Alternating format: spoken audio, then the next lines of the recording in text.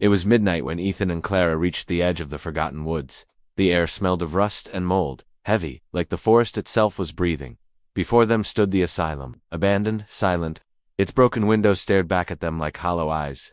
They had read about it online. The asylum that vanished from maps, the place where screams were heard, even years after it shut down. Clara shivered. Her flashlight flickered. "Why does the gate look like it's waiting for us?" she whispered. Ethan forced a nervous smile. "It's just a story. We'll be fine." But as they pushed the gate, it creaked open on its own. No resistance. Almost like it was welcoming them.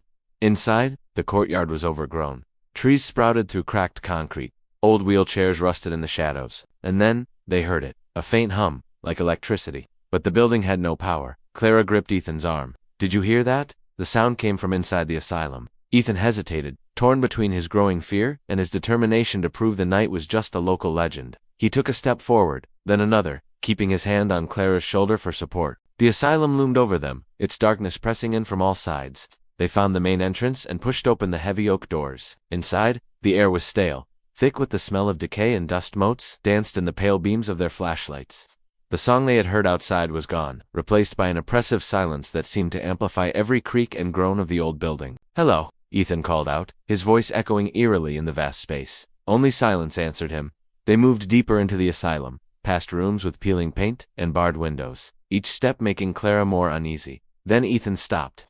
"What about those wheelchairs outside?" he whispered, gesturing to a room off the hallway.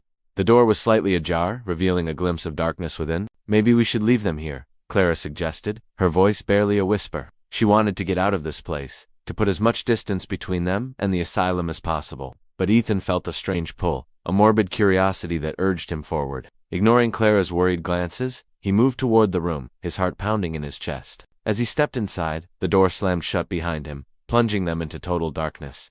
Panic surged through Clara. "Ethan," she cried out, her voice echoing in the confined space. She tried to push the door open, but it was jammed.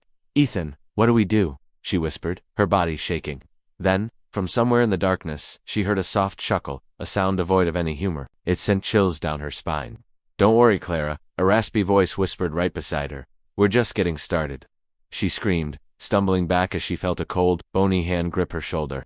Turning, she saw a hunched figure emerge from the darkness, its eyes gleaming with an eerie light. Startled, she tried to move away, but the creature was quick, appearing in front of her in a flash. Its face, contorted in a grotesque snarl, inches from hers. Its breath, fetid and foul, reeking of decay, washed over her like a wave. Terror froze her in place as the creature leaned closer, its eyes boring into hers. Then, as suddenly as it appeared, it vanished back into the gloom. Heart pounding, Clara called out into the darkness, her voice trembling. "Ethan, is that you? Is it really you?" Silence met her question, heavy and menacing. The only response was the sound of her own ragged breathing, and the faint hum that seemed to pulse from the very walls of the asylum. As the minutes ticked by, the silence grew louder, amplifying the pounding of her heart. The humming grew louder, too, taking on a distorted, menacing tone. The air grew colder, sending shivers down her spine. Suddenly, the creature was upon her again, its touch icy cold, sending fresh shivers down her spine. Fear lent her strength and she lashed out, clawing at the creature's face.